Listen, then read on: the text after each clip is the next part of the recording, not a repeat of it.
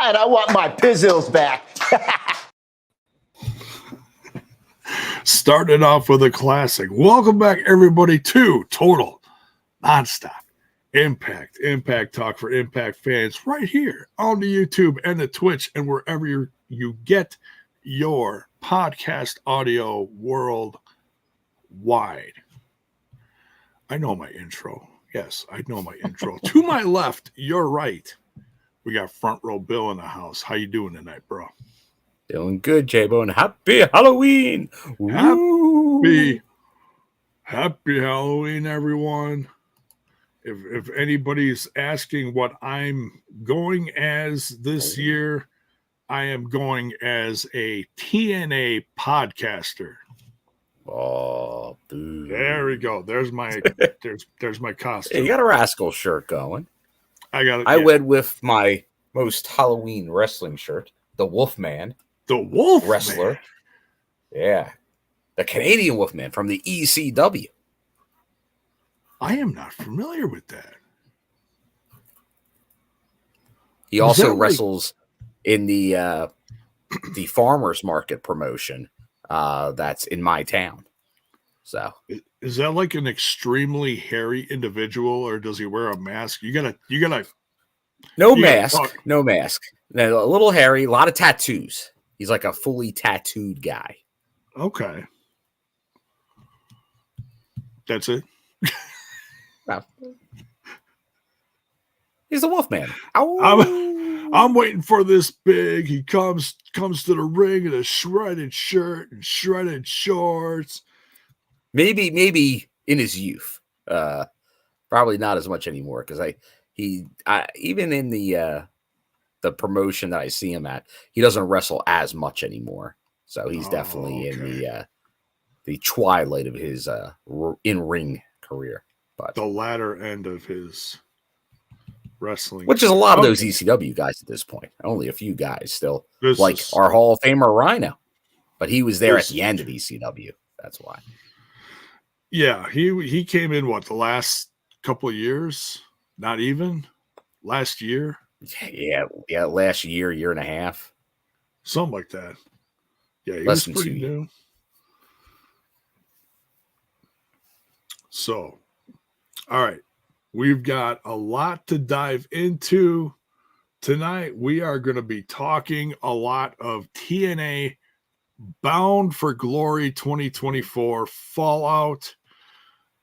We've got updates on injuries and everything that goes along with that as far as how to help the injured individuals.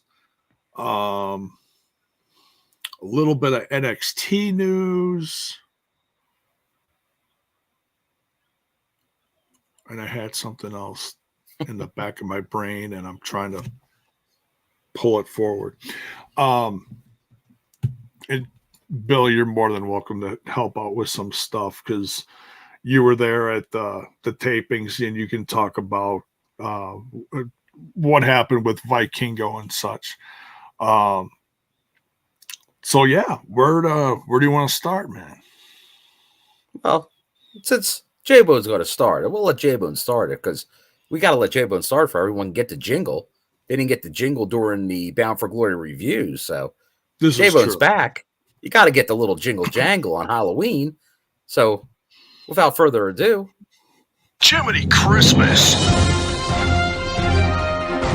It's a spooky edition of J-Bone's News.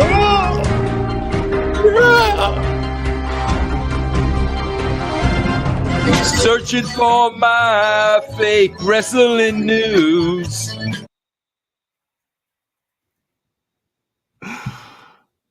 Mayor, we're not sure. She might have her own Halloween festivities to tend to. Oh, do you not see? She's come to the review as John Cena. Oh, you can't see her. You can't see. You beat me to it. Beautiful. All right. So, like I said, lots to jump into. No, you're right, Armand. There was no Hardys tonight. I think there was a brief mention. Yeah, other of than them. the recap to start the show. Yeah, like a cold, the part of the cold open or whatever they call it. Yeah. Yeah, that's it. No, they put a thank you on social media, and that's about it. And I think they might have some new teas out, some new merch or something. Let's do this quick before we actually talk news. Thank you, Rayline, for the bits Yes. on the Twitch. And then before the show even started, we got a $10 spot from Dr. Gerbs. It says full super chat in your FB inbox, J-Bone. All right. So I will quickly go over this. Okay. With No Shave November and Movember starting tomorrow, head over to www.madcatbearcare.com. Beardcare.com for your beard and mustache needs with beard oils, balms, whisker waxes, and washes with scents represented by Crazy Steve, Josh Alexander, John Skyler, Jake something, and more. I'm not an employee. I'm just an advocate. But I can be an advocate for the people. Use my promo code ADVOCATE, ADVOCAT 15 for 15 advocate. Yes. 15% off your order. Feed your beard, save some cats. Aha, see, that's where it is.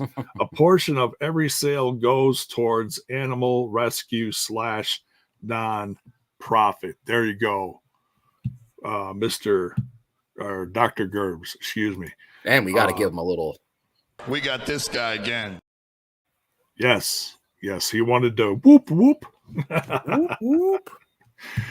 So, yeah, Eric Isaac says, hey, guys, great show tonight. Well, we just started. Oh, you mean the TNA? Yes. Yeah, great show. We'll get into it. We'll dive into the review in a little bit. We're going to talk some news first. So, all right.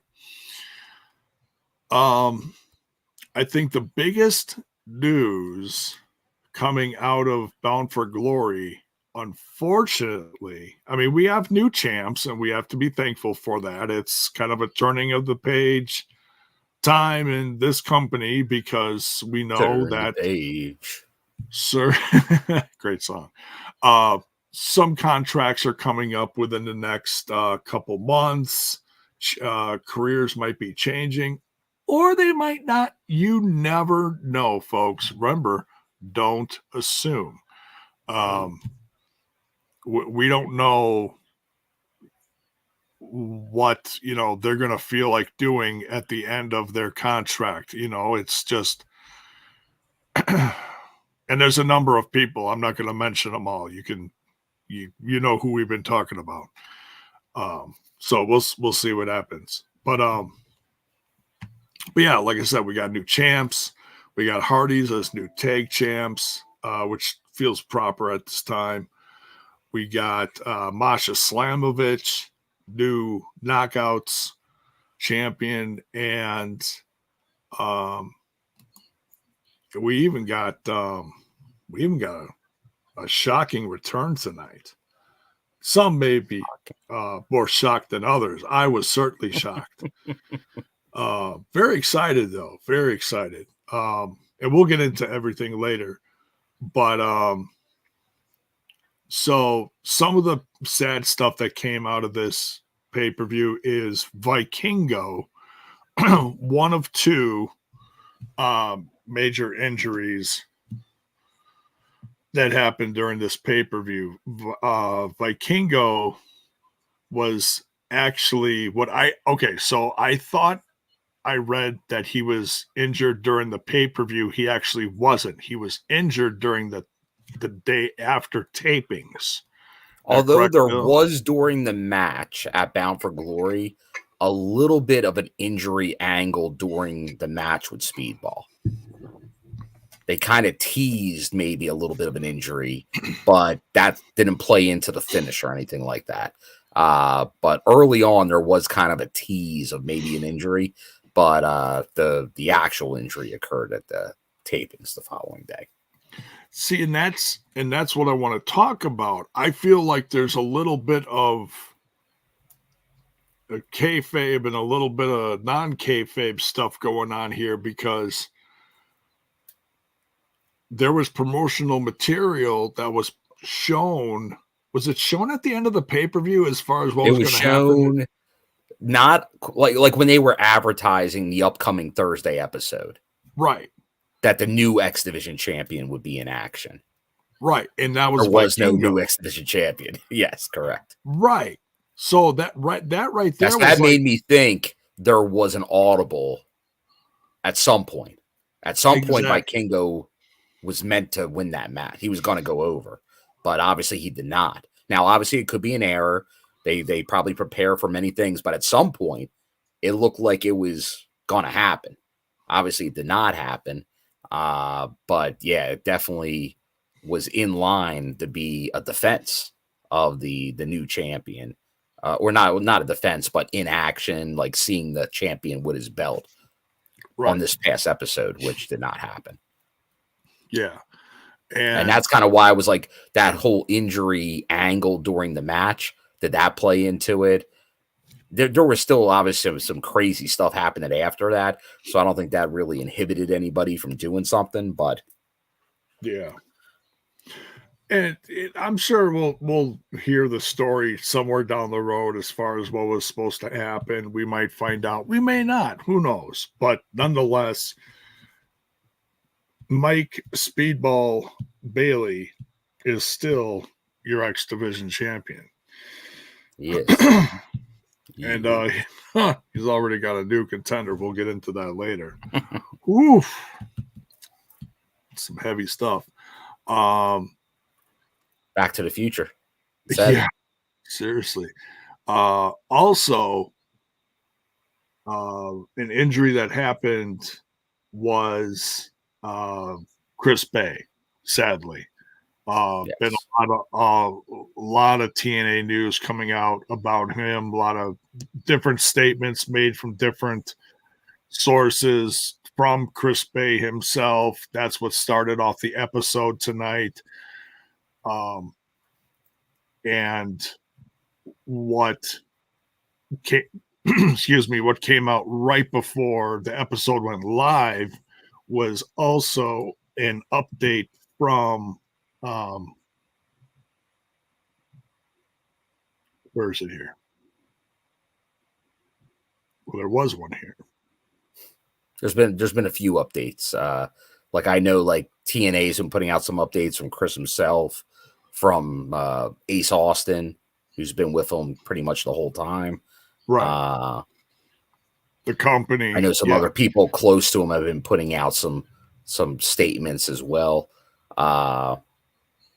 But yeah, like obviously we just talked about Vikingo, and there was definitely like a legit like shoot injury there that happened right in front of me. Like I'm not a doctor. I don't pretend to be one. But it obviously was a lower leg injury to Vikingo. Seemed knee related potentially. But obviously the Chris Bey, like, and now obviously very serious, stretchered for Vikingo. But then the Chris Bey one was definitely a very scary one.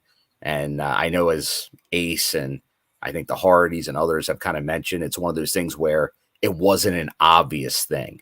Like Vikingo was injured on one of his acrobatic moves out of the ring. Okay. The one with Chris Bey, very common wrestling moves.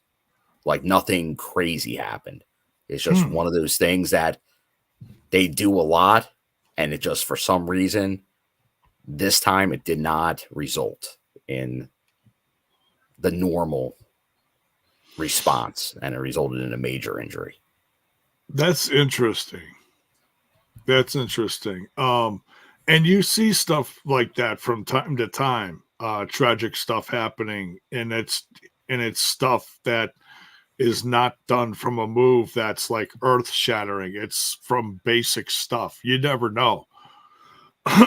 Yeah. Well, because you have so many just kind of like tie-ups and things like that, like normal moves, like, but you're still obviously grabbing, like, and like you're still like obviously touching like your neck, your head and things like that, where obviously any slight movement can always do something.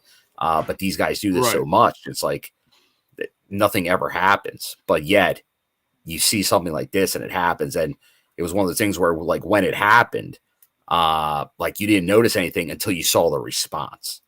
And then that was where it was very scary when you see someone not moving. Like that's when you're like, oh boy, what's happened here? Right. Yeah, I'd have to go back and see exactly what happened, because I know I watched the main event and all of a sudden, like, ABC wasn't even part of the last little bit, and it was like, where'd they go? So, I'd have to go back and see exactly. Well, once again, that did not happen at Bound for Glory. That happened at the tapings. Oh, it did. I thought that not happened. At Bound for Glory. Not at Bound for Glory. Oh, so it wasn't at Full Metal Mayhem. It was not a Full Metal. No, Chris Bey was fine. Oh, see, I thought it was. Okay. No, I know there was some misinformation out there that happened at Bound for Glory. That is not true. Okay. But I do see Critical Sting put the symbol up in the air. That Vikingo put out a statement saying there's no muscle ligament damage and he plans to be back in a few weeks. So good news on that front. Absolutely. So great news on that front, because you never know. Like kind of like when you see that, you're like because he just was coming off an injury, did something get re-aggravated? Right. So good news there, and better to be safe than sorry. So yeah, good stuff there. Yeah. So yeah, what I don't dare we say what the match was that took place where the injury? I won't say what the match was, since I don't know if we get into a time goes by and it does not air, we'll it doesn't seem like, I'll say this, the Vikingo match was a non-finish. It was a no contest due to the injury. Okay. The Chris Bey match, that had a finish. So, but I don't know if they still may not air that. I have a feeling they will. I think they still will air that match. They might. I don't know. We'll see if they, we'll see by the promo pics that they put out, because it the whole thing with the Vikingo match, that may not air because, like I said, it was a non-finish. But if they maybe know that if he's saying he'll be back in a couple weeks, you might be able to build that into a storyline if he's returning, which I have the impression he was going to do multiple shows with. Like, I don't think that was a one-off weekend. Right. Well, like, I don't know if Vikingo was going to be here for long, but I had a feeling he was going to be here maybe for a couple loops. Well, just from the promotional material that they had, Yeah, it feels like they were doing more with him. Like he was supposed to be champ, and then he wasn't. So, yeah, somehow he can. Now, once again, that'd be asking a lot, a 2-week turnaround to make the North Carolina tapings. But if he's somehow able to, obviously that would be fantastic.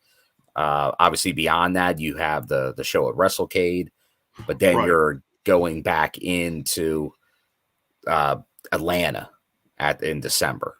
Yeah. So obviously that would be quite a bit down the road TV wise. So we'll see what happens, because it's almost like if you can't make the November, you're really not going to be on TV for some time. Well, the next one is, well, like you said, there's the November 8th and 9th tapings. Turning Point is November 29th. Is that? Oh, that is the WrestleCade one. That's at the end of Yes. November, and then middle of December. A couple weeks later is Final Resolution. Correct. Okay. All right. Center stage. So it's going quick. It's going quick the end of the year here. And Genesis is already advertised for January 19th. That's very exciting. So basically, that's also replacing Hard to Kill. I'm assuming. Hard to Kill. Rest in peace. Yeah. But it was so appropriate for at the time. Yeah, absolutely. Because TNA's alive and well. Scratching, clawing, trying to get back a fan. I get getting rid of it. I 100% get that. I don't think that was a wrong decision. Yeah, it makes sense. And Genesis has a lot of history. Oh, seriously. I'm not against the return of Genesis. And what it means, too, it's like a new beginning. Correct. And honestly, it's a very fitting year-starting pay-per-view. Yeah. It just, given what we kind of know what's going to happen next year, we don't know everything, but it does feel like 2025 is really going to be another big beginning for the company. We're going to probably see some faces go, some are returning, lots happening. Very exciting time, but lots happening. Hey, we'll have a live Impact TV show. So this is true. On next, so they're gonna test that out. Oh man, I really hope that works out. I think that is really gonna help boost the brand. Really is. If they can get back to that, and I'll tell you what, if they got someone like, they still have this friendship, partnership, whatever you want to call it, with WWE. They might be helping TNA with this. If they see how this is flourishing for the fan base, they might be helping them. And I don't mean to make that sound like I've mentioned it before, like it kind of feels like an ECW thing. I think this feels like better than that. More positive. You know what I mean? Mm-hmm. Well, it's on the edges. It's on the corners. It's not like fully. It's not like a takeover angle or any of that stuff. It's just partnership. It's a development partnership, honestly, is what it is. It's the develop where obviously NXT people can come to TNA and get more in-ring time, more of like maybe trying to establish some angles and things like that than they're getting on NXT TV. And then obviously top stars from TNA going to NXT to get exposure. So it makes sense for both. Yeah. This nothing wrong with Phil Collins and Genesis. Oh, we love Phil Collins and Genesis. Yeah. I'm a big Sega Genesis fan. I'm all about the Genesis.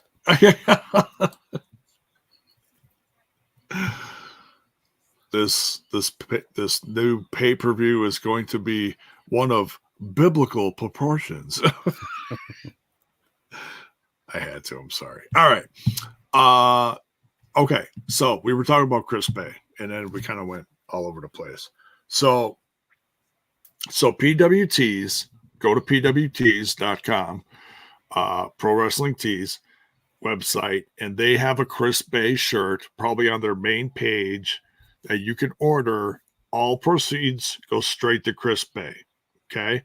That's one of the easiest ways to do it. In the description of this video, no matter if you're watching live or on a replay, it's going to be there. The site for the link for the GoFundMe is in there. So whether you watched it and got the QR code, or you're watching us and you click on the link in the description, go there. You can help donate, or if it's not in your budget, take the link, share it on your socials. It's still a great way to help move things along. I know that he's already gotten a lot of donations from several several, fans and industry people alike. But I don't think we know what kind of journey Chris Bey is going to be on as far as recovery yet. Yeah, well, if you're talking neck, that's a serious thing. Like, obviously we've seen many wrestlers go through this on different levels. And honestly, this is something right now, the only focus should be getting healthy, getting right, getting just back to normal, whatever that can be. So it's just a rehab right now. Like, honestly, like in ring can be a goal, but should not even be a focus right now. Like obviously we've had these shows where we've talked about obviously with Joe Doring with the cancer return, and it's like just focus on getting healthy. Like that's the same thing we want for Chris Bey, like one of the true good guys. Like obviously a guy that I've been a big fan of was able to do the too sweet and all the time, and the fans revenge match, got my selfie ringside. So obviously wishing the best for Chris Bey, kind of seeing him from his start during early Vegas tapings till now. So definitely everyone here at TNI, everyone in the wrestling community, and that is a good thing, because I'll rip it as much as anybody. The wrestling community out there a lot can be toxic, and just like, especially on like online, the internet wrestling community can be rough, but kudos to everybody coming together, no matter what type of wrestling they follow, or like even if they're really what company TNA or what company, and it's everybody's coming together to support Chris Bey. So that's great to see. That's what you like to see. Obviously, as Jay said, if you can donate, great. If you can't, if you can share it, get the information out there, put it out there for other people. Because like I said, and I know there was some stories about people were getting on TNA, but obviously TNA is covering all the stuff related to the medical expenses. But you got to remember, Chris was very active on the indies and everything else that goes with that. So from coast that's to why coast. He's not the one even setting this up. These are friends of Chris's setting this up. But obviously, if you're not able to earn your living how you should be, there's going to be some difficulties in the near future. So anything that can be done is obviously appreciated by everybody in the community. So someone asked it in the chat. I didn't catch who. Someone was asking if TNA is covering it. You'd like to think they are. I honestly don't know. But you said you think that they are. Oh yeah, the medical. Yes. Okay, that's great. That is great. But that doesn't mean like they're not going and they wouldn't But if he does like indie appearances 2 weekends out of them every month, where's that money coming from? Right. Nowhere. Right. Exactly. Yeah. Yeah. That is gone. So, or another way to help support him is go check out his music. He's got a music career. You do that, then that's obviously on all the Spotify's, iTunes, everything like that. So yeah, it's obviously another great way. Whatever. Yeah. Just Google it or whatever, look it up, and there you'll find all the sources where you can find it, and go support the man. He's good stuff.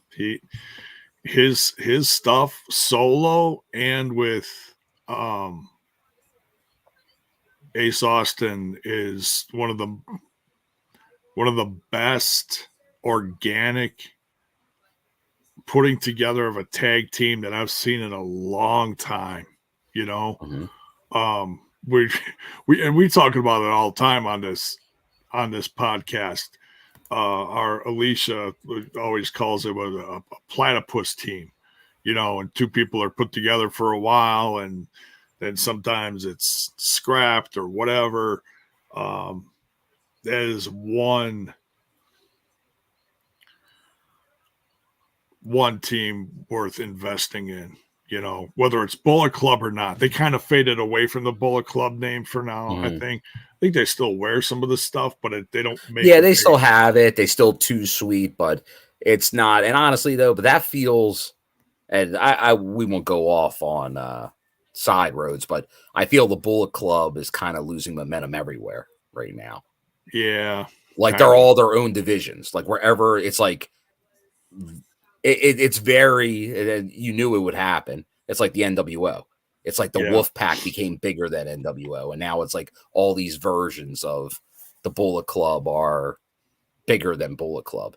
Which is like I guess what was the big topic in the last day? Everyone going crazy on if Cody was actually the leader of the Bullet Club. Somehow that became a big topic on the IWC.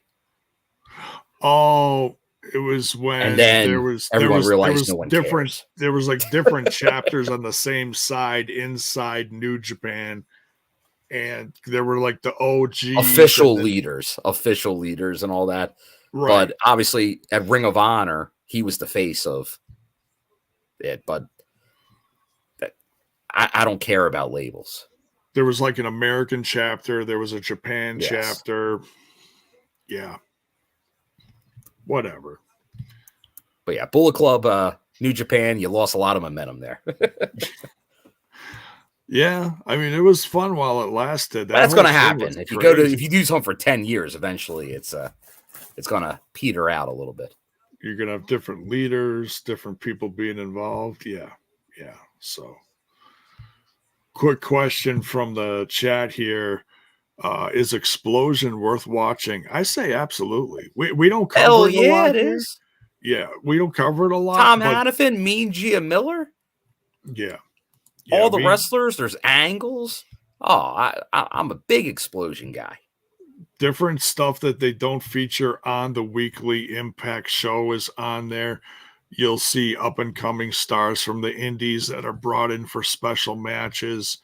You'll see people from the TNA roster, maybe not featured in a long time, on the regular show just because they don't really have much for them creatively. They'll put them in a match and just get some eyes on them like, hey, yeah, they're still here. Check them out here. That's great. You know, I don't think there's anything wrong with that at all. Some angles tie into the main show. Some don't. You just, you got to watch it and find out. So, but yeah, absolutely. Go check it out when you got time. Is it still an hour-ish? Yes. About, give or take. So they I would still see it on TV. I've been pushing with the higher ups that hey, air it Saturday mornings. Let's get Saturday morning wrestling back. But there you go. Sounds like even Explosion might be a little too risque for the current Saturday morning landscape. And I look back and I'm like, well, when TNA was on Saturday mornings, it was like reruns on Spike, and Spike could care less. But was it really? You probably do need a more kid-friendly Saturday morning show. So it might need to be a third show, but you got to get that Saturday morning wrestling market for kids. For kids. I'd go over to my friend's house Saturday mornings and we'd watch NWA WCW stuff, man. Back when they had that little studio. Fun stuff. See one of my favorites, Lex Luger, tear it up. Road there Warriors, you go. Flair, Four Horsemen. The Lex Express. Can't beat it. All right. What else? I was gonna show the visual. I didn't show the visual here. I'm sorry. Here's not this one. We'll get into that one. But that is a great picture of Bill right there. No, this visual right here. This is the visual that was in my emails from PWTs. I copied it so I could paste it in here and show you guys. That is the picture of the T-shirt, and of course Chris Bey. But you can go to the site. all proceeds go directly to Chris Bey, Pro Wrestling Tees. You know, they get a little flack here and there for this, that, and the other thing. Yeah, so if you do have issues with that, then obviously that's what the GoFundMe is for. That's what getting it out there to other people's for. Like because obviously I know they obviously took a lot of flack for that data breach a while back. So I know some people kind of swore them off after that. But obviously if you, but hopefully obviously that's all in check. I don't think there's been anything recently, but that's why, forget who providers are of stuff. There's all different ways to obviously contribute. Yeah. And that doesn't even have to be financially, just by getting the message out. Yeah. That's one thing that I'm not sure about, Bill. I don't know if you can add anything to this. Kevin here asking how bad is his injury. I'm assuming you're talking about Chris Bey. The Vikingos said his isn't that bad. But obviously it's serious. He had neck surgery, emergency neck surgery. So it's serious. No real other details are out there now. And, specifics as far as they're keeping that private, as I'm sure as he rehabs, you'll probably get some updates at some point when and if he wants to share them. But right now, obviously, I think we just can note it's a very serious injury. But obviously he's responding to people like he's in good spirits. Everyone's saying from the comments we've been hearing. But obviously, it's going to be a long road, it feels like, to recover. Oh, yeah. So that's why everyone, I think, is jumping on, let's help him out, especially while it's fresh, because this ain't going to be something that's gone in a couple weeks. It's going to be a process here, no doubt. Yeah, a lot of medical bills being covered, just life expenses, bills. Exactly. Mortgages, rent, whatever, car bills, food. We'll miss them too. Absolutely. Now I do want to mention something, and please, that you got to be careful how you say this in a sensitive time when we're talking about people and injuries. One thing I am excited for, though, is what they might do with Ace Austin in the meantime. What kind of push he's going to get? Is he going to take a little time away and help out Chris Bey?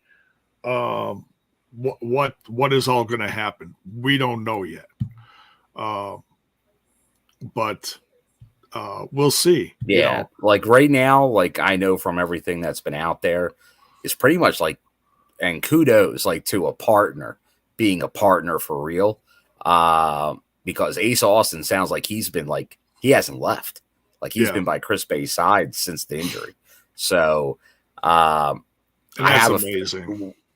So I'm sure it'll be difficult probably for Ace to even come back immediately. So I think you might be right. They're a very understandable, but I could see him also maybe wanting to get back in there. So once again, they can do whatever they want. I have no issue with however they want to play that. But yeah, it feels natural, obviously, for Ace to then go singles until we get more information on Bey. I wouldn't do very different, but how First Class, Rich Swann had to be away, and then KC kind of just slid into the spot. I would not do that in this situation with ABC. Oh, as far as putting someone else with Ace Austin. Yeah, no, I would not do that.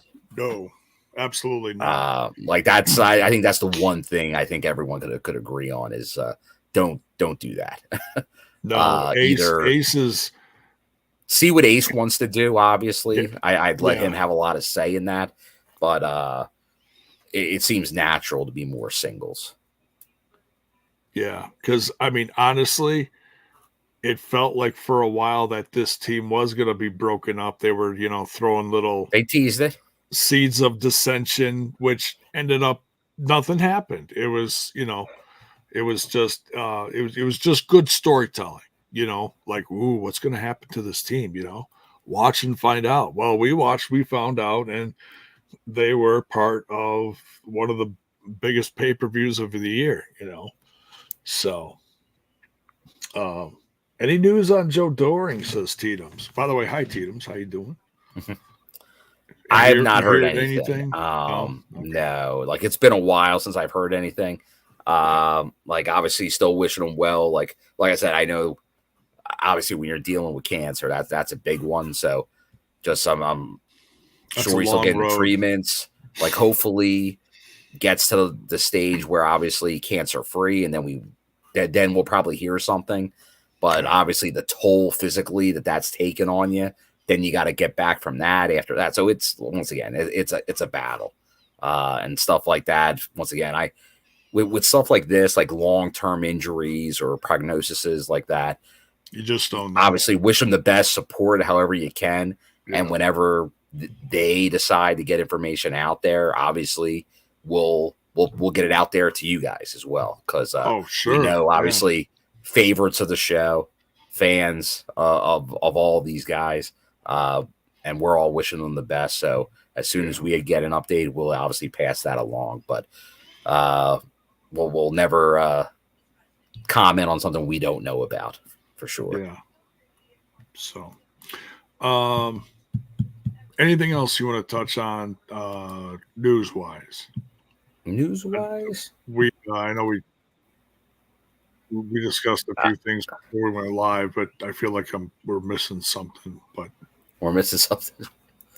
Oh, there's always news. We're going on 45 minutes with news. I think we could probably go. Yeah, we can hit on more news as anything that goes on.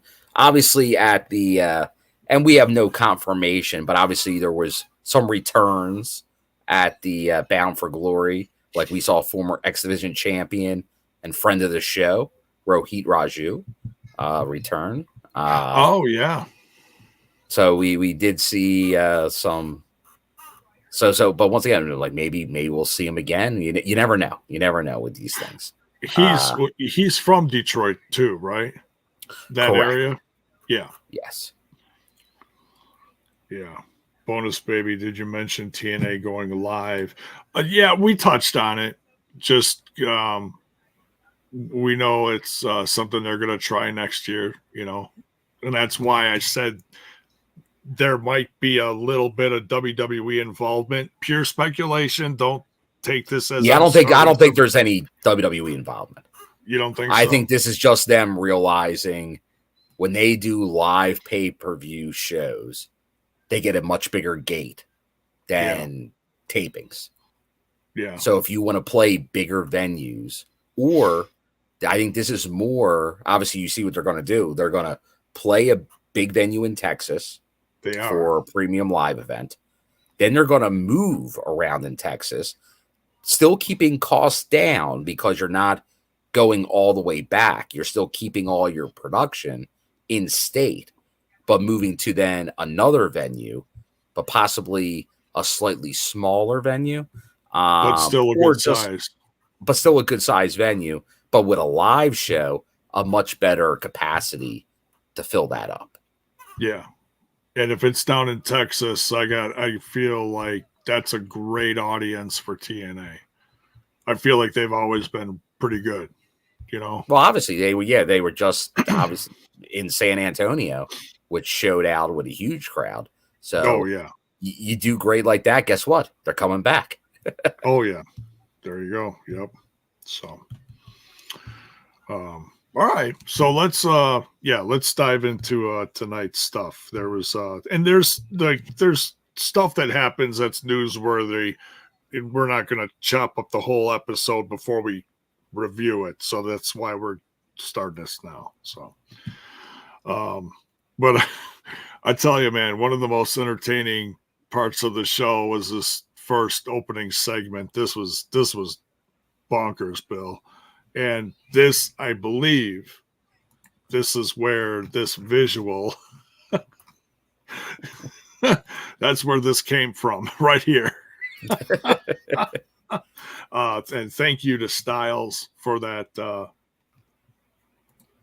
that picture. That was priceless.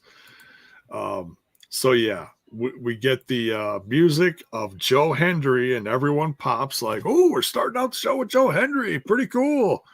Well, yeah, it's Joe Hendry. You gotta pop, J-Bone. I believe in Joe Hendry.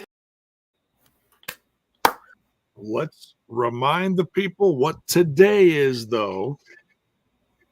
Spooky. It's Halloween. Halloween, which means people dress up. And we got cosplays on the show, I think, that we've had in a long time. Cass, of all people, dressed up, blue shirt, white pants, platinum blonde, parted wig, and he didn't have to shave. He's just dancing and clapping. And I think it took me till he was almost at the bottom of the ramp to realize who it was. Because I'm like, oh, it's Joe. We're starting off the show with Joe. It fits. There's controversy at the end of the pay-per-view. Joe didn't win. He got clobbered by JBL. I'm like, okay, now we're finally going to get some answers. Wait a minute. That's not Joe Hendry. It's Kazarian. Damn it, Kazarian. No, I popped for this. I thought his accent. Yeah, I know. It's his accent through this whole thing. Oh, he went heavy.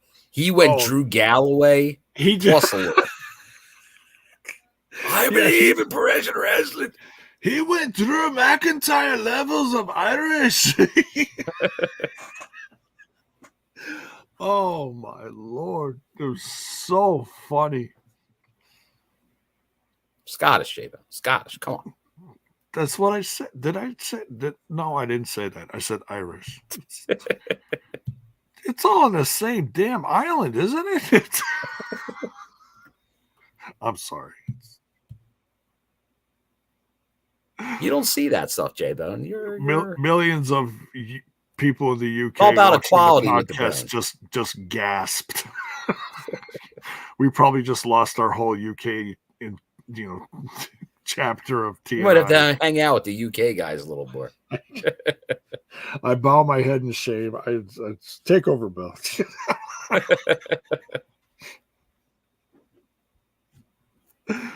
It's Portuguese, damn it. No. Anyways. Oh, Barry getting on you. He's representing Scotland and Ireland. Same island? That's American geography. That is very American geography.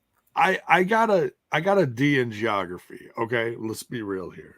Well, Wisconsin's like North Texas. Absolutely. Straight north of Texas. Same time zone. Shut off the mark. Oh God. What did you think? I mean, obviously, yes, you were booing live, but what did you think about this starting off the show? I had a similar response to Joe when he came out, and he's like, for the 47 years you've been in the business, now you're entertaining. So I agree. Not since serotonin was he this entertaining. Serotonin.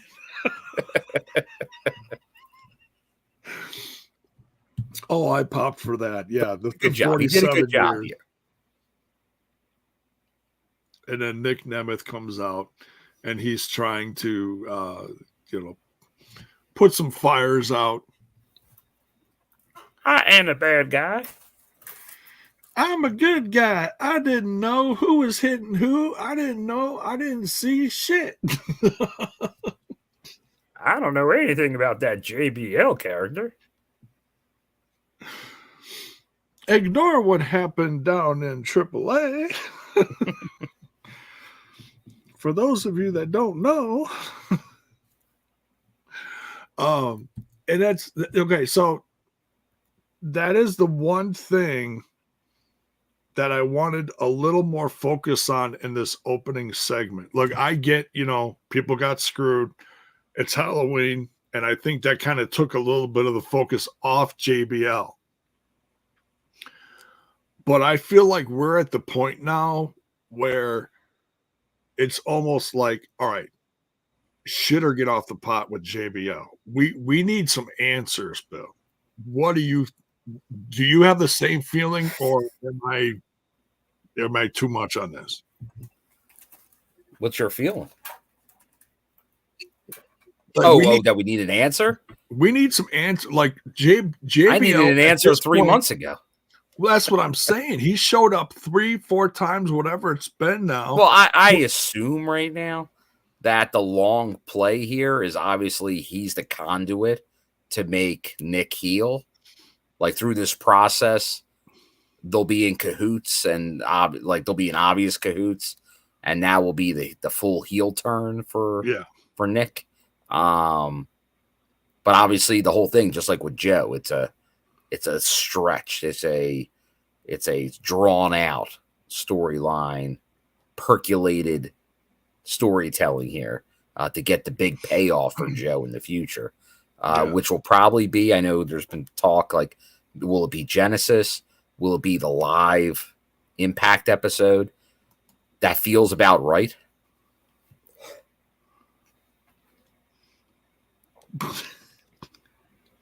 Barry Monkey gotta have pumpkins.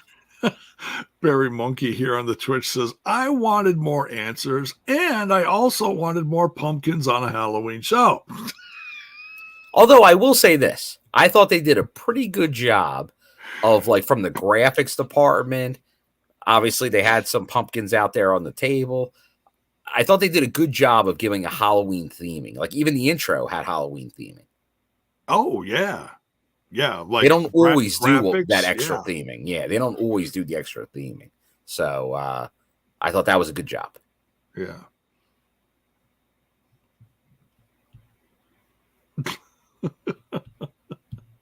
I'm loving the chat right now. Different opinions on what's going on with JBL. But yeah, so Kaz comes out. Nick Nemeth. Don't hold your breath for a JBL answer. I'll say don't. If you're expecting an answer, you're going to be disappointed. I want the truth. You can't handle the truth. I probably can't. You're right. So, all right. So, Kaz Hendry comes out. Joe Hendry comes out. Nick Nemeth comes out. And he, trying to, like I said, fan the whole thing down, put out some flames, says Joe deserves a rematch. Mm-hmm. But not now. Right. Lish comes out. Do you want to know something? And she just I do want to know something. A lot of people want to know something. It's and part of the system, like I say, part of the system comes out, not the whole system, just part of it. Brian completely gone from this episode. Did he get banged up or something? Or I'm wondering if he did get banged up in the Full Metal Mayhem match. I'd have to. Because he did the spear off the ladder. Like maybe got a little roughed up. I don't know. But I was surprised by that too. He went through a table or two. And he did, yes. Yeah, or a ladder or something.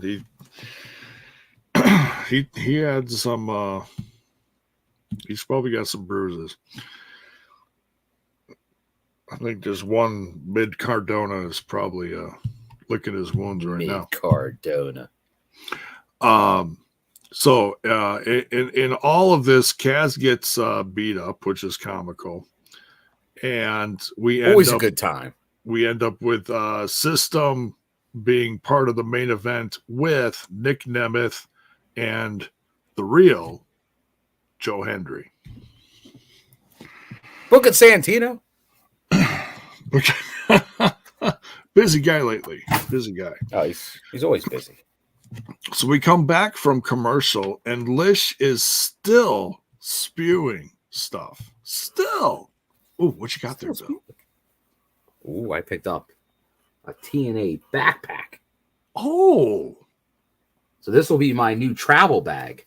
Because you normally, when I travel, even on flights, my carry-on is just a backpack. Now I'll be TNA. Ooh. Rep the brand while I travel. Plus, my other backpack was starting to show a little worse for the wear lately. Well, there you go. So was this something that they were selling on the merch table, or did you get it from? It was a merch table thing. Interesting. So they're starting to have different merch table things than they have on the site. Correct. So it might show up on the site in the near future, but it was a debuting item there. Could be testing the market, seeing, okay, well, let's put X amount out at the live shows and see how they do. Did it look like they were selling? I mean, obviously you got one. Oh yeah, there was a few people that got them for sure. Because I almost bought one at the pay-per-view, but then I got it the next day. Okay. I did get a new Hardy shirt at the pay-per-view. That's what I got first. Okay. Palmer here. How long did Bobby Heenan milk his neck brace? Quite a while. I'd have to think back to the episodes of the show he did with Gorilla Monsoon, and those were epic episodes.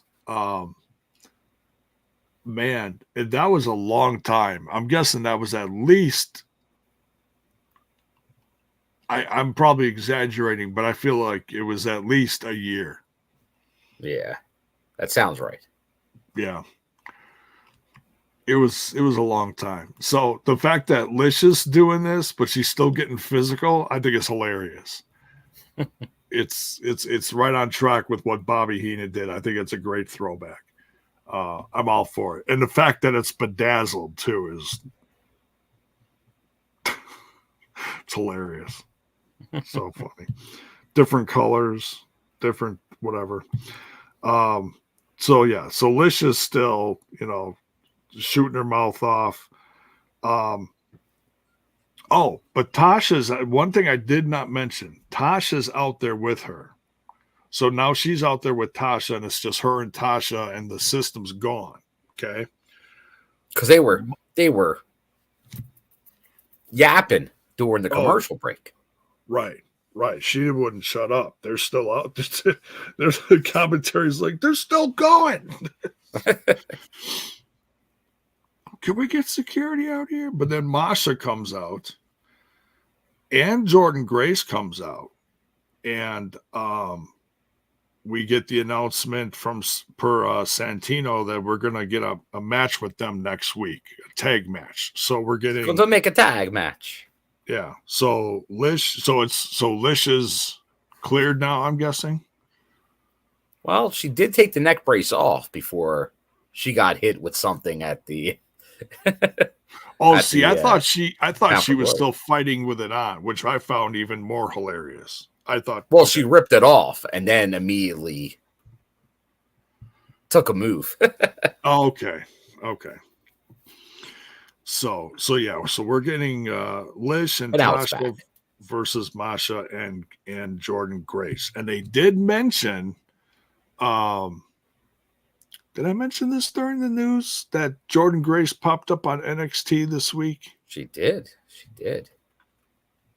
I think she even made a joke of it online that she wore the same outfit. She did. And that was funny.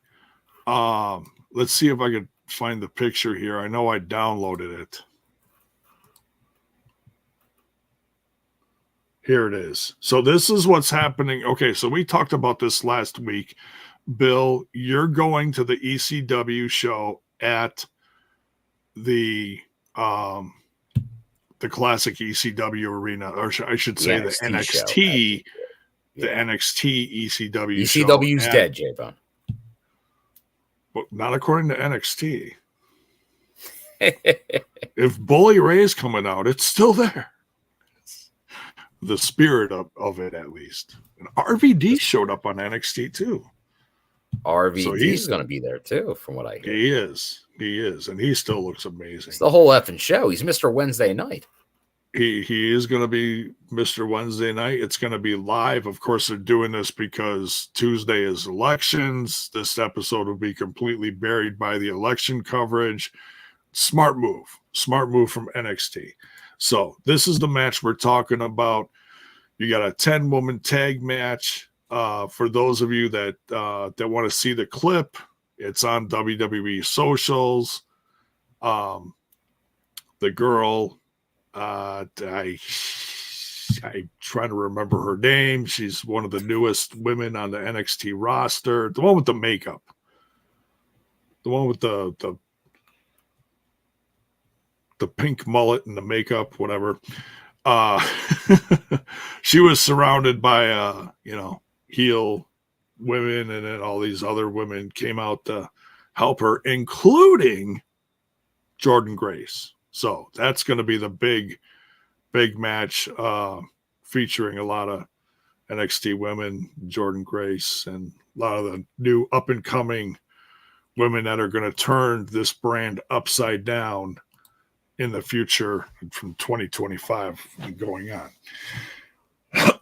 So I invite you guys to go check that out because I know we're going to be talking about it.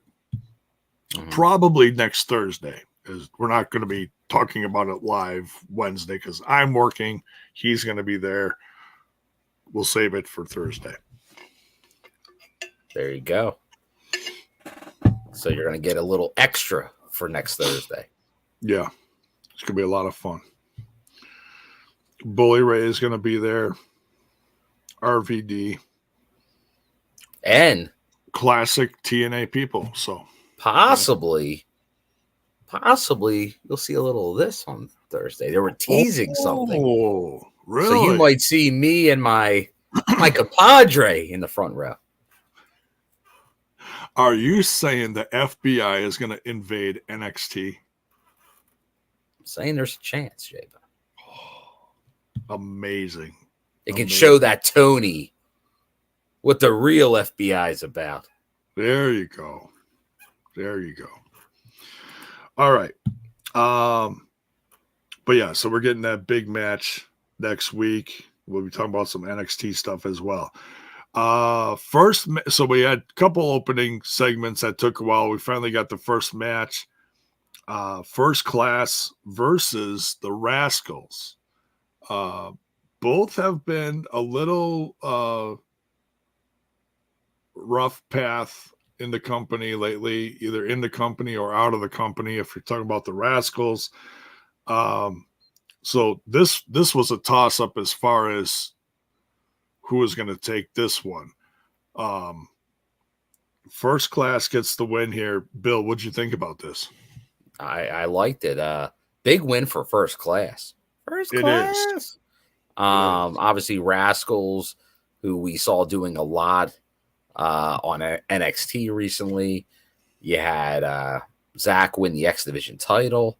So a lot of momentum, but Trey got injured. So Zach was doing his solo thing. But obviously you've had kind of back and forth with First Class. Like obviously the last man in the gauntlet for AJ Francis, but he was not able to pull off the win there. So them now getting the win here kind of gives them more of a push in that tag division. But with the Rascalz now back, First Class, you're seeing some more teams being built up in the tag division, which is needed. So you want to have a couple strong contenders. And yeah, the highlighting being in Detroit and a little tribute to the and speaking of news, we do got a highlight. Obviously, it happened now last week. But hey, Motor City Machine Guns tag team champions up north. Oh, that was amazing. You know what? Let's talk about that for a second because it's damn worth talking about. And I talked about it with my boys over in the Ramblers. It's an absolute positive sign in my professional podcasting opinion, there you haven't seen that one in a while. Of who's in charge right now in WWE. Trips is in charge. If his father-in-law was still in charge, number one, Motor City Machine Guns wouldn't even be mentioned in the company. They wouldn't be in the company, period. Let's be honest. Number two, how many millions of times in wrestling history have we always gotten confrontation from this side and this side, and let's fight right now, and then someone pipes up from one of the sides saying, no, not right now. Now's not a good time. ABC is the reason we're going to continue this down the road, XYZ. We've seen that a million times. I personally can't think of a time where it was, oh no, we're getting this match right here, right now. Right now. And even if it was mentioned something right now, something still screwed it up and the match didn't happen. Bill, we got the match. And we also got new champs. Motor City Machine Guns beat the Bloodline. Unfreaking believable. Great push for two legends of TNA. So, future Hall of Famers. Great to see.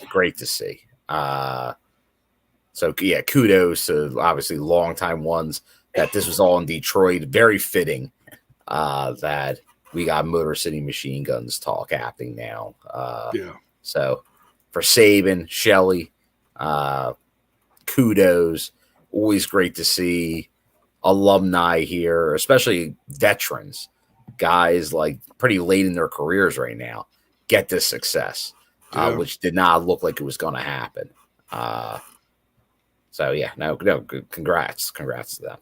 Absolutely. So happy for them, you know. And that's one of those things where it's like, you know, some people are like, oh, they're not in TNA anymore. I'm not going to pay attention to what they're doing. No, man, go give them some love. Seriously. They've been around for 2 decades here, busting their ass through injuries, different companies, everything. Go give them some love. Motor City Machine Guns says here, bonus baby, tag champs, WWE, Hardy's tag champs in TNA. Good stuff. Oh, and he says the Private Party are now AEW tag champs. That's great to see. You know, it's one of those teams that for years was considered an up-and-coming team and is finally given some room to shine. That's great to see. See, it's not all bad down there. Tony does some good things once in a while. Let's be honest. The EVP's allowed it. Yeah. Right.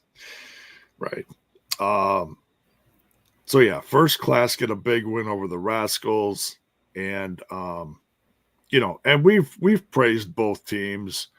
We know AJ Francis is doing good things in this company. He really is. Yeah, I can't help. I'm a huge AJ Francis mark right now because I just see what he does, and he's adding a lot to the show. Like he's a great heat generator. Whoever he's working with, like they're getting, like he did wonders for Joe Hendry. So like I can't give him enough credit for what he's doing. I think he's very I think people don't realize it. Like you really got to watch him week in and week out.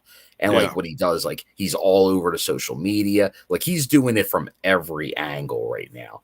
Like you couldn't ask for more than what he's doing. So just big kudos to him. And like I said, it's great seeing KC, who I've seen for years on the indies, getting this shot to kind of shine with him. Yeah. And just he's proving right now his worth. And I'm glad that TNA brought him in, took a chance on him, it could have been, it could have really went the other way. It could have went, all right, AJ Francis is one of those guys. He was brought up from NXT to the main roster, fired almost immediately, and then brought back with his team. I'm slipping my mind right now. I can't remember what the name of them was. But anyways, lost every match, and then they were all fired again. Or not all of them, but AJ Francis was, and the other guy Adonis sent down to NXT, and then the girl from the group was sent to go back up.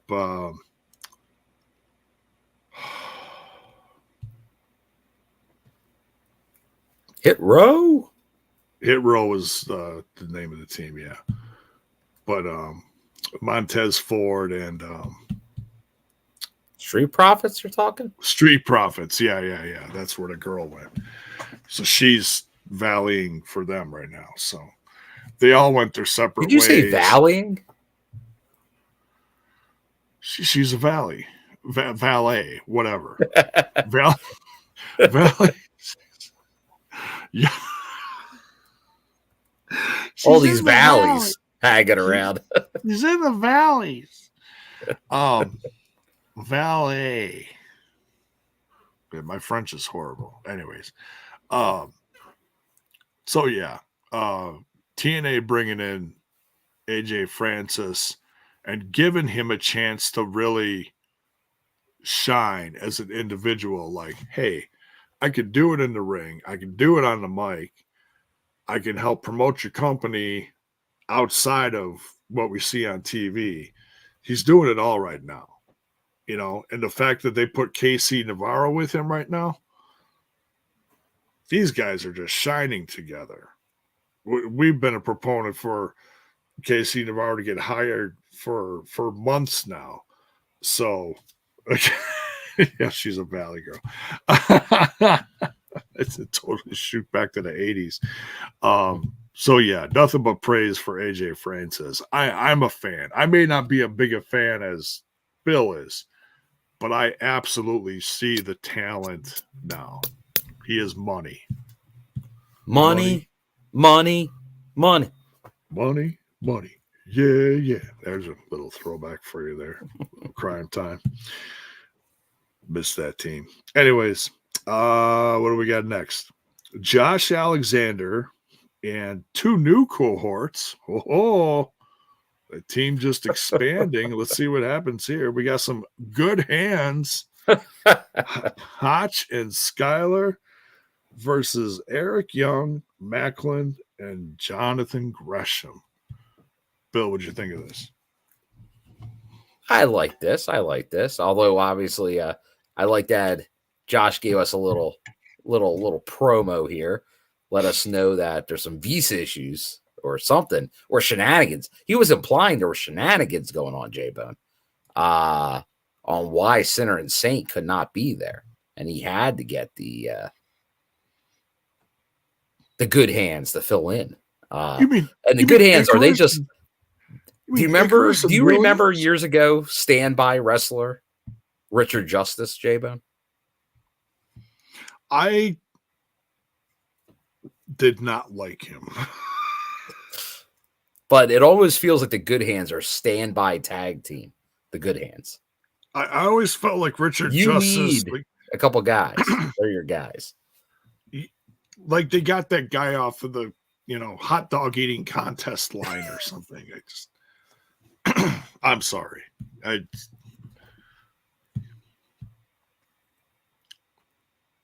Not a fan. Like, I get it, but I wasn't a fan. You don't like it. A little too inside baseball for J-Bone. Yeah, just like, who is this guy? What are we doing here? He's just holding up walls at this point. It's just.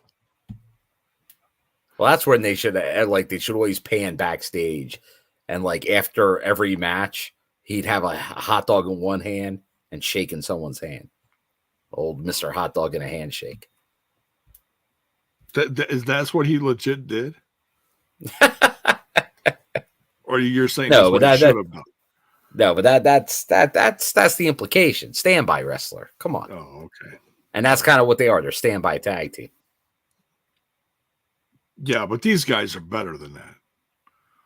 At times, yes. At other times, standby tag team. Depending on. Because remember, like, let's put them with Ali. Let's put them with like they just randomly get linked to everybody. That's true. That's true. And they're better than that, honestly. Like I was a fan of Skyler long before he came to TNA, so I've seen his talent. Now Hotch is a different story.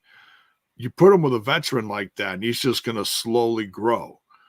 But now Hotch has been given these opportunities in the X division, these special matches where he's really been given a chance to shine. It's only a matter of time before they break him out. It's only a matter of time. Yeah. And maybe we'll see that. Maybe 2025 will be the year of the Hotch breakout. I think so. Yes. Zach Bonifrey said, we know your Mexican isn't much better. Facts. Facts here. Facts.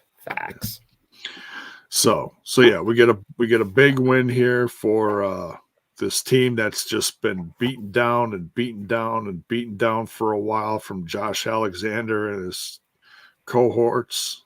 Big win for Eric Young, Maclin, and John Gresham. And they needed it because they've been getting the beat down lately. Yeah. Absolutely. I don't know what the hell I wrote down here. Well, after that, we got the highlights from Bound for Glory, the X Division, Bailey, Vikingo, which we talked about earlier. Right. Yeah, I didn't put anything on that. And then we get that backstage segment with Speedball. Speedball and Trent 7. The return of Trent 7. Trent 7. After that was another return during the gauntlet. Right. Now, he was upset that he wasn't more successful, but Bailey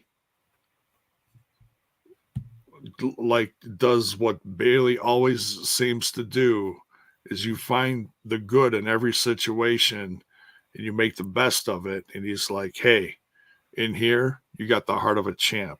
Anything's possible. Don't forget that. So I thought we were friends. Right. Friendship forever. So there might be something in Trent Seven's future. I feel like he's been around long enough. You can do something positive with him. Maybe not just always put him with Bailey. Let's really use him. I don't know. We'll see. But then the system shows up. And it looks like we're getting a match, Bill, between Moose and Bailey. Oh. Shut up and take my money. So what are your thoughts on this match coming up? I believe it's next week. Next week. No limits, J-Bone. That's what the X Division's all about. So I like a little bit of a curveball here. Because if you had Moose getting involved in the X Division on your bingo card to end the year, you'd be cashing in right now. Pretty good. Ooh. Because those odds were not high. So I like that, as opposed to like doing some kind of back burner storyline with Moose, getting him in. And obviously we talked about it last week and on the review show. You don't get a bad match out of Mike Bailey. And honestly, you don't get a bad match out of Moose. So no. I'm looking forward to this one. Is this the first time ever? Oh, it's gotta be. Because I like scumbags.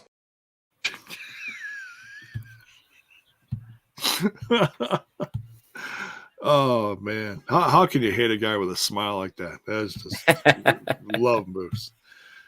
And people are talking about Trent 7 whispering WTF in the background during this. Oh, I didn't catch that. I'd have to go back and listen to that. Yes, Teetums, Moose and Bailey for the title.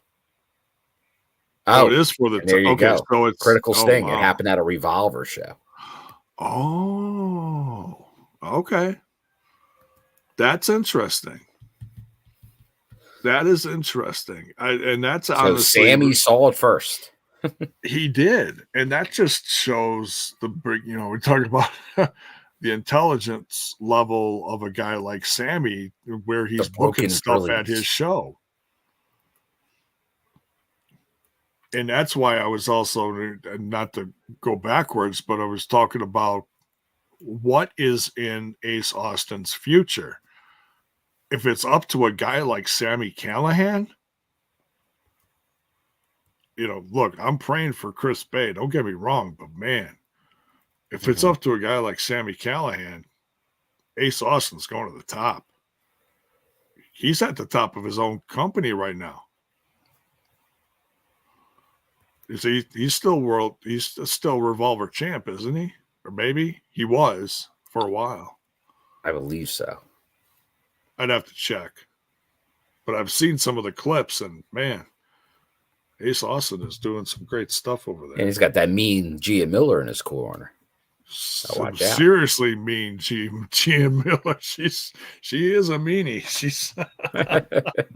She is quite the valet.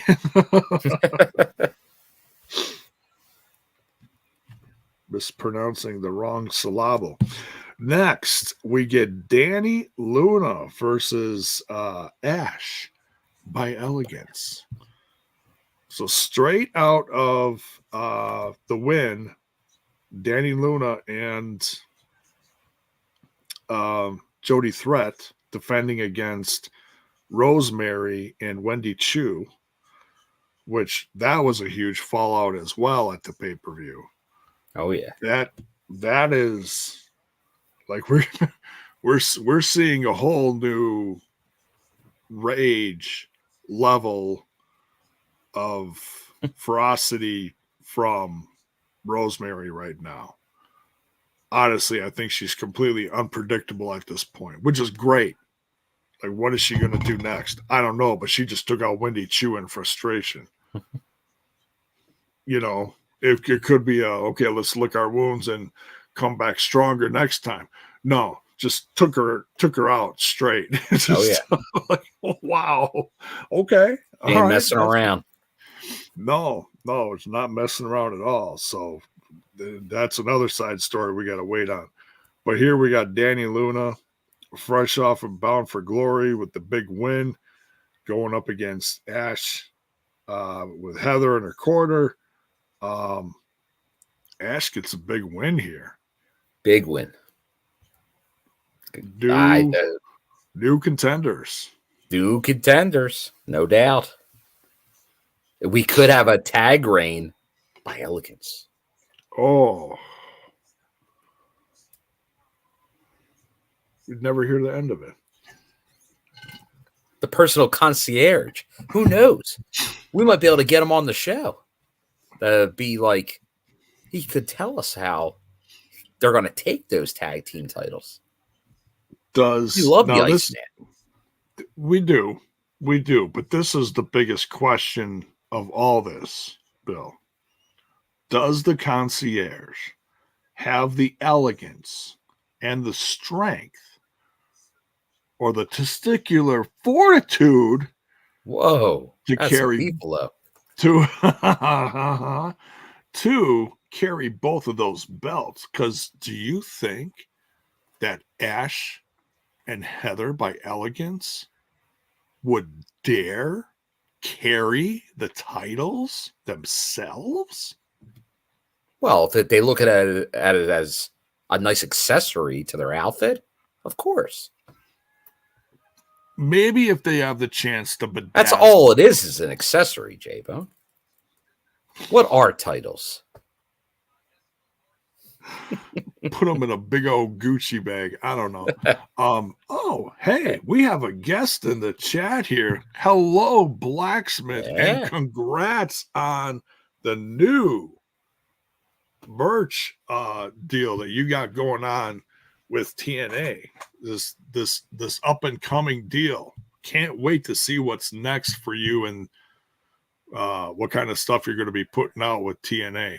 Very excited. I know they stopped by the Bound for Glory review, and I put out there the people are asking for tracksuits, and I got a little bit like subtle confirmation that there could be some tracksuits. So, nice. Keeping the eyes out.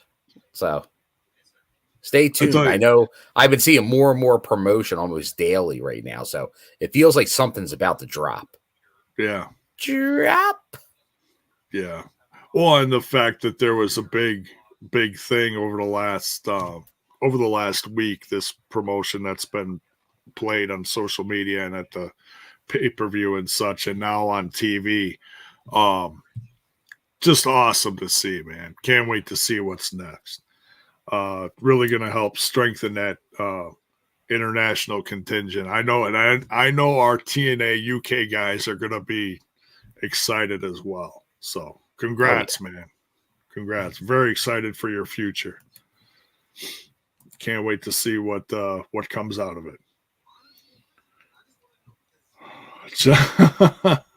Well, I suppose this is always a possibility. I know that Allie just brought back her vlog. I've yet to check it out, but I did see it on my YouTube feed. John Palmer here says Rosemary should summon Allie from the undead realm and have her be the evil bunny. Not a bad idea. Not a bad idea, John. Maybe. We'll see. All depends on how she's doing. We never assume anything. I know she's gone through some personal troubles, and we'll see. We'll see what's next. I'm sure she's taking a lot of time taking care of her hubby right now because he just went through some major back surgery. I believe it was back fusion, but don't quote me on that. So okay. Which is why his tag team partner has been doing a lot of solo matches lately. So in AEW. So says John Palmer says request for Blacksmith, more color options instead of everything black. A problem on lots of sites. Well, if you look at what he's put out in the past, he's had a variety of colors depending on who we're talking about. It's like he's had sponsorships. Well, yeah, a lot of the jerseys are multiple colors. Oh, yeah. Like obviously they just released, I believe, it was a new Rascalz jersey, right? And those are awesome. Yeah, like the color fade. Yeah. So yeah, no, they definitely, and obviously you see the Northern Armory, like light blues, dark blues, gold. Those are cool. For Josh Alexander. So a lot of different colors. So that's something you don't have to worry too much about. But obviously TNA does have kind of like red, but a black base as well. So yeah. But yeah, no, I'm with you, John. Yeah, that's just a wrestling. Me and J-Bone, we're both rocking black shirts. In the end, black is the most popular color for a shirt. So you're going to always have a heavy propensity on T-shirts being black. That's just, and then you'll have the occasional other ones, but still, the reason that everyone makes them is because that's what everyone buys. Right. In the end, like people say they want the other colors, but they rarely buy them. Well, it's just probably just a smaller market for them, you know. Much smaller market. Yeah, it's chicken and the egg. Like there's, and I'm the same way. It sounds good in principle, but look at everybody. They all like the amount of white wrestling shirts I have is very low. Yeah, the other colors I have, I like to mix them up. I got my pink ash by Elegance. I got a few others here and there, but not a ton. It's still mainly blacks, some dark blues, some grays. Grays always a nice mix up. Some greens, dark greens.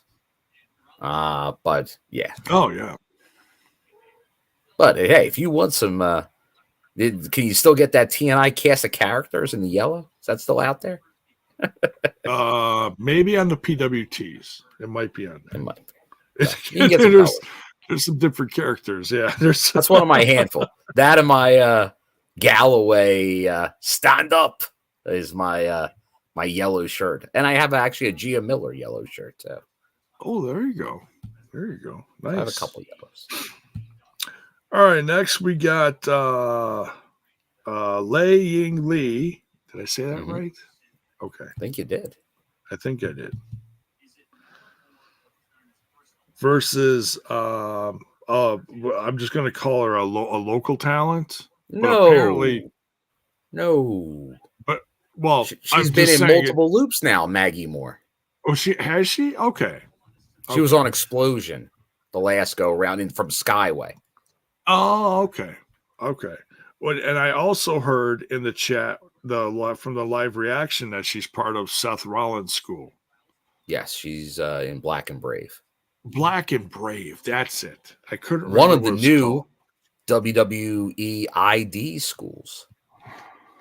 Oh, is it? I did hear that. I only heard about one specific one. I know there's a few, but Knox Pro is one of them. And that's Rikishi's school. Okay. Yeah, a lot of them are connections, like Booker T's Reality of Wrestling in Texas. He is Seth Rollins. Nice. So, yeah, a lot of them have WWE connections to schools. Okay. Are like already specific in that connections. Program. Okay. Yeah. What about like Creative Pro? Are they one of them? Not the initial list of like 5. Not saying they won't be, but that not currently. Okay. Because I know there's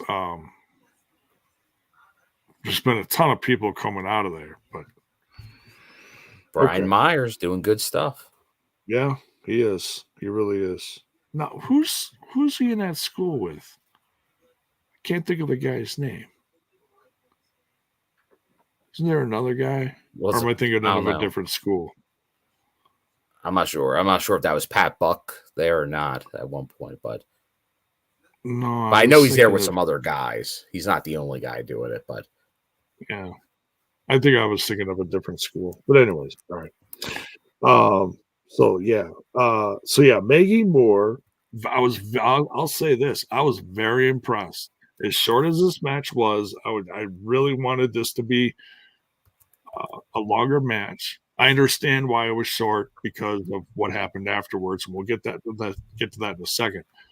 I love this match. It really, you can call it a squash match, but Maggie Moore looked great. What'd you think? Oh no, I'm a fan. Because now it's twice we've seen Maggie Moore, and that's someone has been like you can tell that's someone with some potential.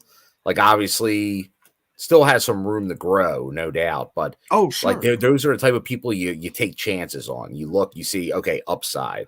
So no, I'm gonna keep my eye. Like obviously, they have interest that they brought her into 2 towns now. Yeah. TNA's got interest. That is a good sign. Yeah, absolutely. So it's Mark Sterling, one of the other guys from the Major Wrestling Fig. Oh yeah, No, I was thinking of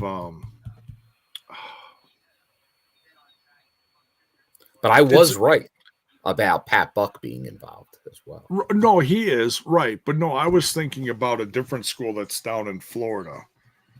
Oh. That's run by who is in the tag team with JDC? With Fandango. The blonde hair guy. Tyler Breeze has a school? Yes. Yeah. I didn't even know he had a school.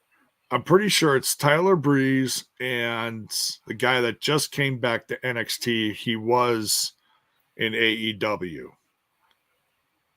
Sean Spears. Oh, the chairman? Don't they have a 10? Yeah. Don't they have a school together? I'm pretty sure. Maybe. I thought they did. But anyways. Thanks, Blacksmith. Much love, man. Much love. So yeah, good match, short but sweet, only a few minutes. But then, Bill, we get the comeback that I think we've been waiting for a long time. Kind of wondering what happened to her.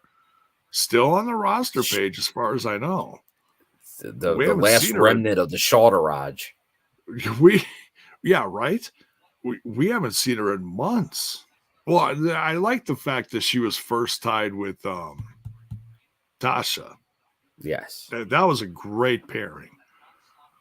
But Savannah... Well, it kind of makes sense because if you look at the schedule, I believe she's from North Carolina. She's from down south, I believe. Yeah. So it would make a lot of sense to have her come back in coming to North Carolina. And that makes me also think, if you want to play into the North Carolina angle, do we see Trevor Lee at these tapings coming up? Oh. He's a Carolina kid, if my memory serves me right. The Carolina caveman? Man, I would love to see him back in TNA. That's his X Division run. I'm brain farting heavy tonight. He had some amazing matches in the X Division back 7-8 years ago, right in that weird transition phase that, Impact was going through. It was like the last days of the Florida tapings. And I'm trying to remember who he had matches with. But man, I love, Cult of Lee. Yeah, that too. He's amazing. I was really hoping for big things for him in the WWE, but not everyone sees it. Well, yeah, they can't handle, they can't get everybody right. No. But that's a guy that, once again, could come here and you might do some gangbusters business-wise with. Hell yeah, he will. Especially if he starts out on that loop. He's going to get that hometown pop because they're going to know him. Cooking, baby. Yeah, and they're going to know. But yeah, gosh, I remember those matches. It pisses me off. I can't remember who the hell he was, because it was at a time that they were kind of tossing around the X Division title a lot, these short runs. But the matches were amazing. If anybody remembers who he had these matches with at the time when he was champ, please drop it in my DMs or drop it in the chat. This is a critical Sting moment right here. Yeah, the T Hughes is right. T Ray Uno. I feel like Zima Ion was in that. Maybe even Kenny King. Kenny King. I'm pretty sure he was one of them. Maybe. I don't know. I remember him taking the title at house shows and running around. He would just take the title and run. Oh, it's mine. Possession is 9/10 of the rule. Those kind of runs are hilarious. Sonata? No, not Sonata. Was it Sonata? God, I don't know. I can't remember. But nonetheless, go look them up. Hopefully they're on the TNA Plus. You gotta look them up. There you go. But anyways, Savannah Evans is back. I'm ecstatic. I feel like this is going to be a start of a really good push for her. Like I said on the live reaction, friend of the show. We had a nice chat with her. right when she came in. So very excited for her. Main event time, Bill. There you go. Well, oh wait. There was a promo from Santana, but then you know what? While I was live, I think I talked over it. I apologize. My apologies, Santana. Pretty much saying he's going after the world title now. Oh, he's done with the system. He's done with. Well, he beat Moose, right? The franchise. I have to watch. You'll eventually get to it, J-Bone. I have to watch the match because you just got to finish the Emergence pay-per-view from a couple of years ago, and then you're set. Holy crap! Is that still a thing? If you know, you know. The TNI history. It's the one that I think we kept saying we were going to review, and we never did. So the executive decision on Tuesday was correct. Just do it because it would not have gotten done. Right. Yeah. So thank you, Bill, for the reins on that one. Yeah, you get the little window, and then if you go beyond it, then you know it's probably not going to happen. Right. I didn't want to wait till It's tonight because tougher. I knew there was going to be good stuff to discuss in this episode. The Fallout episodes are usually fun. You know, sometimes they don't hit the ground running, but I felt like this one was going to, and it did. It did. Yeah. My favorite and yours, well, maybe not yours, Kaz on commentary, bringing down his trophy. Now, I had to remind myself here, Bill. His cash in, and I'm using my quote fingers here for those on audio. His cash in was unsuccessful. Well, no, he never cashed it in. He attempted to cash it in, but it never got cashed in. It never got off the ground. Due to JBL. Right. He got knocked out. It never became official. It never was announced. He was trying like hell, like, come over here. Come on. Let's get it going. And then right as he was doing that, JBL came down and just destroyed everyone, including poor Ryan Nemeth. Poor Ryan Nemeth. Although he didn't take a clothesline from hell. He just got punched in the face. Well, I don't honestly know. He took it easy on the kid. I wouldn't want either. I'm just saying. My God, if the arms are doing that kind of damage, can you imagine what his fist is going to do? God, my goodness. All right. Nick Nemeth, Joe Hendry versus JDC and Eddie Edwards. Now, this has a very interesting finish. This had a finish that I did not think was going to happen. I thought this was going to be an easy surprise finish. I thought this was going to be just an easy win for the good guys. But are they the good guys? Because it would help. Got to sow the doubt. It would propel things away from JBL if he's not going to do a reveal here. You need a good hey, everything's fine. Nothing to see here.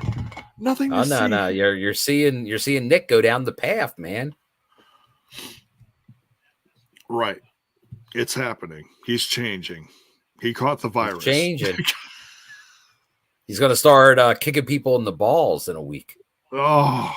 He's gonna pull a flare, and then it's like you're a bad guy.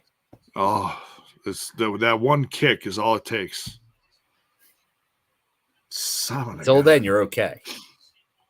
But then, what does you want to hear? Do? Let me give you a little something that happened at the tapings there that you didn't see. But when he walks out with the trophy, okay, that's take 2. The first time he walked out and he forgot it. So they had to redo him walking out. That's rich. That is rich. That's oops. was like he walks out, then like he gets the ringside, and then he just walks back, and then it's like, what's going on here? And then like his music hits again, and now this time he comes out with the trophy. The trophy. He's not used to it. Oh, you gotta take this. I gotta take this everywhere. Serotonin. It seems like it gets bigger every year. That trophy, it feels like. Well, it's still in one piece. That's a good sign. It hasn't been destroyed Supposedly. I feel we've seen it destroyed in the past. Yeah, well, yeah, that's why I mean it's still in one piece. It's, it hasn't been clobbered over anyone's head yet, or smashed. All on in due time. Smashed on the desk, ground, concrete, whatever. Eddie Edwards pins Nick The Nemeth. world champ. Does that get him a title shot? Pin the champ. That means we got a new contender, Bill. I think you got to consider he's in the running again. Multi-time world champion Eddie Edwards. He is.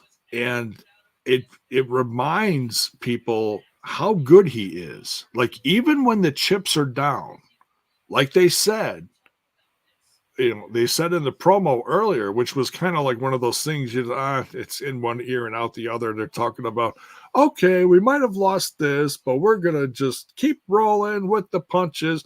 We're going to make the system great again and whatever. And it's one of those things you're like, yeah, okay, whatever. Yeah, good luck. Good luck with that, JDC and Moose. And Moose is focused on Bailey. What is everyone else going to do now? So yeah, this is a nice reminder of how lethal some people in this group actually are. Former champions here. And yes, there was some contention between Hendry and Nemeth, some miscommunication. How we closed the show. We closed the show because, yeah, like there was a duck. He got hit. Yeah. But yet, and then obviously he takes the pin in the end. The world champ takes the pin.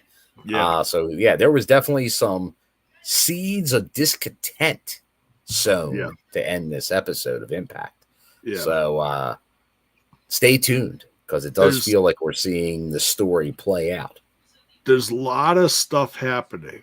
I feel like with the Mike Santana stuff, Eddie Edwards pinning Nick Nemeth, it's all, like I said, there's nothing to see here. Don't worry about JBL. He's back here somewhere. Don't worry about him. We'll deal with that another time. Oh, here's Eddie Edwards. Oh, here's Mike Santana. Mm-hmm. I wanted answers tonight, but this episode was really good. Good fallout. Very good fallout. Did you feel the same way? Yeah.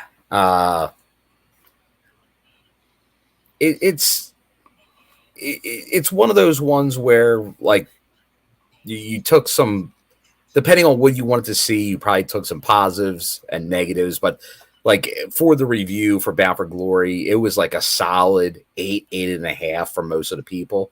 Yeah. So I definitely think for sure that it was I think overall positive, even with the Joe Hendry stuff, because that's probably the most negative people felt about the pay-per-view was Joe not winning. So now that they're leading this angle, likely turning Nick heel from the feel and look of it. Like I said, the JBL thing, at this point, I don't know what to say about the JBL thing, because I thought we were going to get an answer on that a couple months ago and we didn't. So if I said, like, obviously you're going to have 2 huge shows in Texas for Mr. Texas, if he's not answering that storyline by the end of those 2 shows, then I don't really know what to say at that point. Because if it's not answered then, I don't know if we'll ever get an answer. It's going to be one of those questions that might never be answered in wrestling. He just shows up when he wants to. I feel like it's absolutely going to be answered and completed by Genesis, which is going to be like part of that meaning of Genesis. It's a whole new beginning. Oh, our eyes are open to what's going on. Here it is. It's unfolding. It's the genesis of this company. New beginning. Yeah, the first. Hey, who knows? Barry Monkey. We no one said it. JBL, head of the system. Oh, maybe JBL is involved with a different group. Maybe he's not associated. Maybe we keep thinking he's associated with Nemeth. Maybe he's not in the end. Maybe he's playing a game on everybody. 4D chess.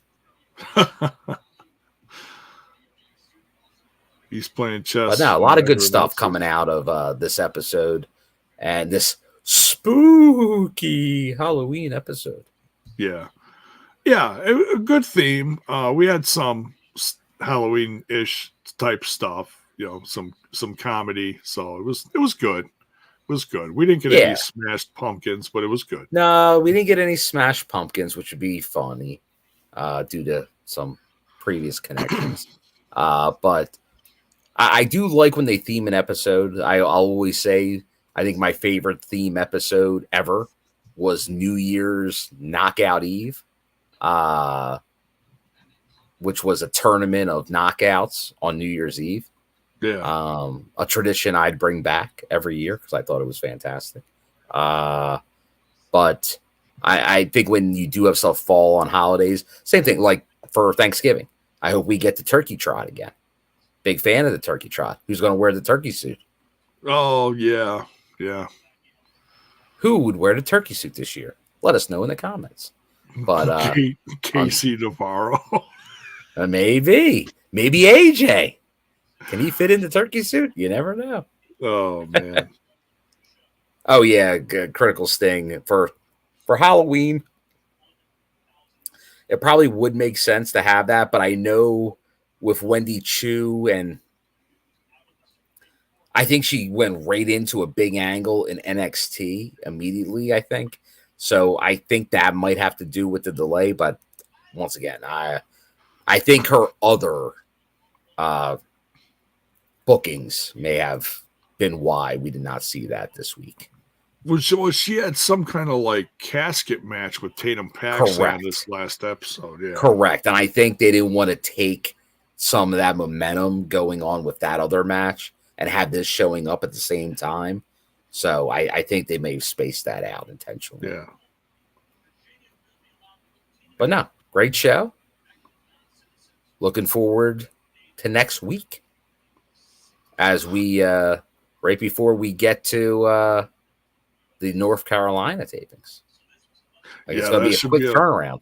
Should be a lot of fun. We got the return of Savannah Evans. Who knows? We may even see some more new faces as we go into the end of this year. I feel like they got to ramp up something because I feel like we may lose a couple faces in 2025. But if it happens, it happens. Right. There's nothing we could do about it. We got to just It happens every year. No biggie. Right. It's not the end of the company. All about the front of the jersey, not the back. Exactly. It's the evolution of the business. It is what it is. So, and on that note, we'll say see ya. We'll end this before we hit the 2-hour mark. By all means, check out all the links in the description where you can find us on socials. I know the brand is pretty quiet on socials, but it's a safe follow, right? Make sure you guys smash that like button, smash that sub button, ring that bell for notifications so that you know when more of our content hits your screen. We always want to thank our sponsor, Manscaped. Best deal in town. Get yourself 20% off using code TNI and free shipping. Don't forget that free shipping. Which reminds me, I need to get some stuff myself, so I'm going to be logging on there soon and using some of that. There you go. So I think we're going to have to clean up some of these sound bites sooner rather than later. Might be some changes coming soon. we'll keep you guys informed. So we'll maybe play this one for the last time, just for the sake of it, because it was such a popular one while he was around. But now he's on to different things. Much love, everyone. Good night.